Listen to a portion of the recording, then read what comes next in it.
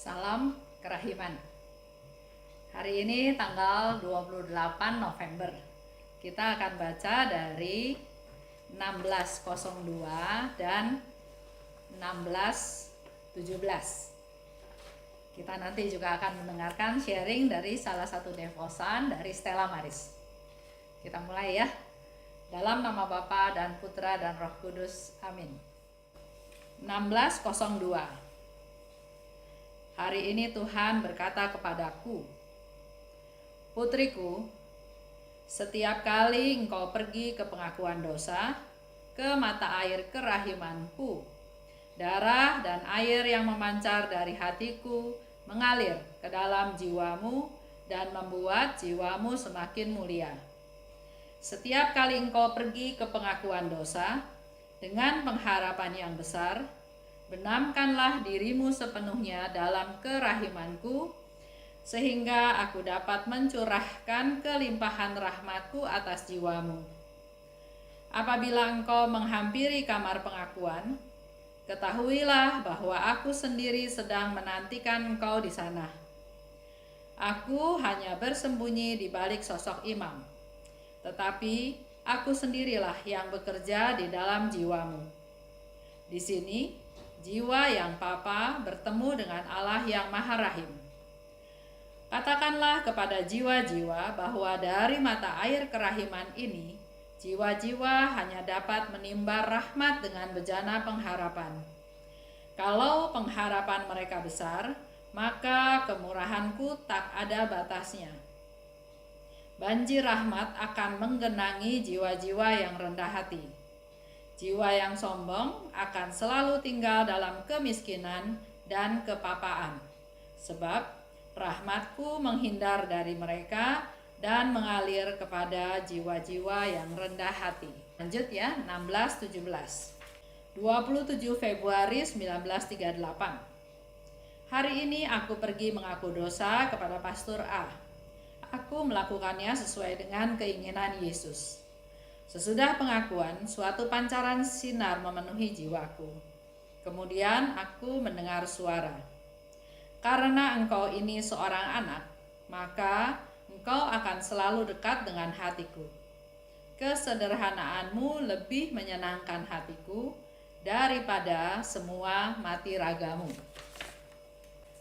Ya, saya minta seorang devosan kerahiman dari Stella Maris untuk men-sharingkan, memberikan komentar atas dua nomor diary tersebut.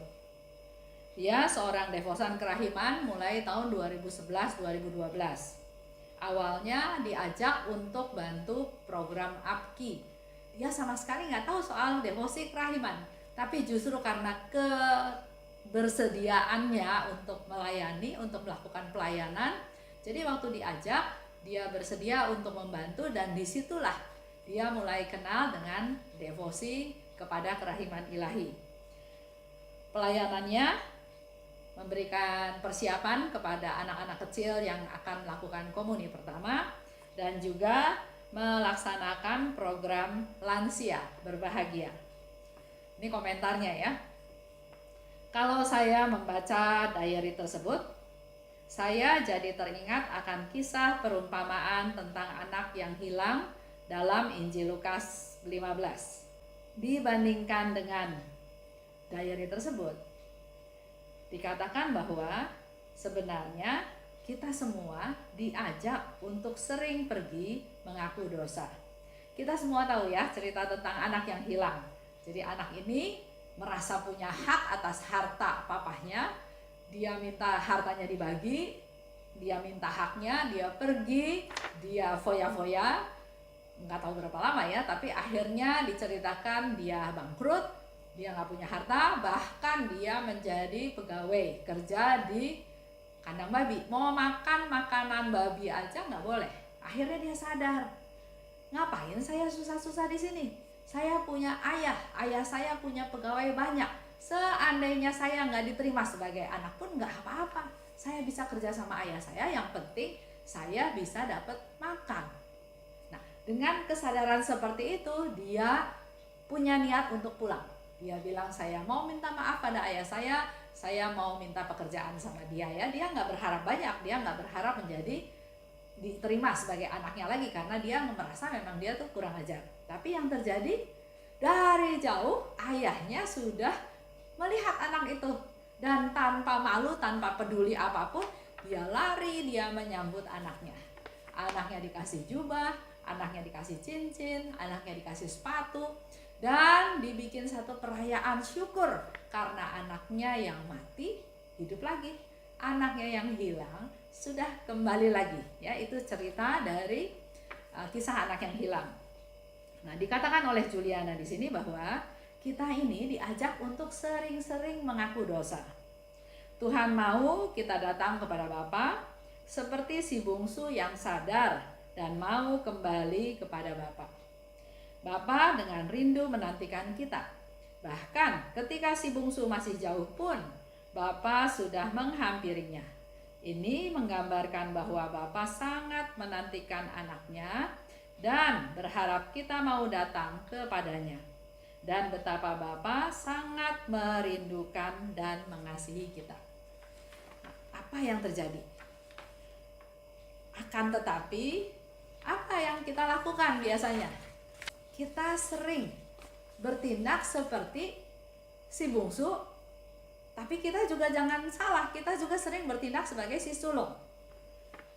Kita sering menjadi si bungsu, menjauh dari Bapa, meninggalkan rumah dan tidak mau kembali karena malu, takut, gengsi, dan sebagainya. Dan bahkan tidak jarang kita menjadi seperti anak sulung. Si sulung kan kelihatannya baik, selalu ada di sisi bapaknya, penurut dan seterusnya. Tetapi ketika si bungsu kembali, ia mulai merasa bahwa bapaknya tidak adil padanya. Bukankah kita juga sering demikian?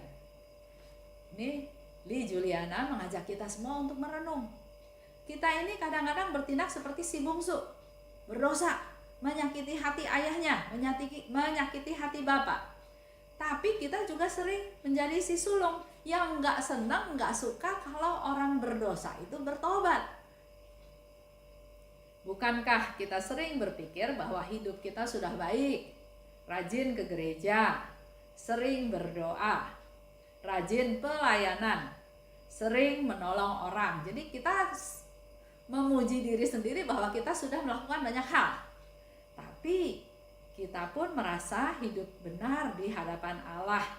Jadi buat apa kita ngaku dosa ya? Banyak orang yang nggak mau mengaku dosa itu punya pemikiran seperti tadi. Dosa saya ya gitu-gitu aja. Tuhan juga tahu. Jadi saya nggak merasa perlu mengaku dosa. Lanjutnya, kalau kita bandingkan dengan si bungsu, kita harusnya meneladan si bungsu. Si bungsu yang berdosa, tapi dia sadar bahwa dia bersalah, bahwa dia berdosa. Dan bahwa Bapa selalu menantikan anak-anaknya untuk datang kepadanya dengan segala kelemahan dan kekurangan kita. Kita memang manusia berdosa, tapi Allah tetap mencintai kita. Li Juliana di sini mengajak kita semua, dikatakan, yuk kita belajar meneladan Suster Faustina yang rajin mengaku dosa. Bukan karena keharusan atau kewajiban, bukan dengan ketakutan atau kecemasan, tetapi kita datang ke ruang pengakuan dosa justru karena kita ingin menyenangkan hati Tuhan dan mau berkata, ini aku Tuhan. Aku datang dengan segala kelemahan dan kekuranganku. Kita datang dengan pengharapan yang besar, berharap memperoleh kelimpahan rahmat pengampunan yang besar dari Allah sebagai tanda cinta kasih Allah yang Maha Rahim, sehingga kita boleh semakin dimurnikan sebagai anak-anaknya ya. Jadi dalam hal ini Li Juliana mengajak kita semua, ayo kita rajin-rajin mengaku dosa. Memang dalam masa pandemi ini sangat terbatas ya, segala kegiatan sangat terbatas.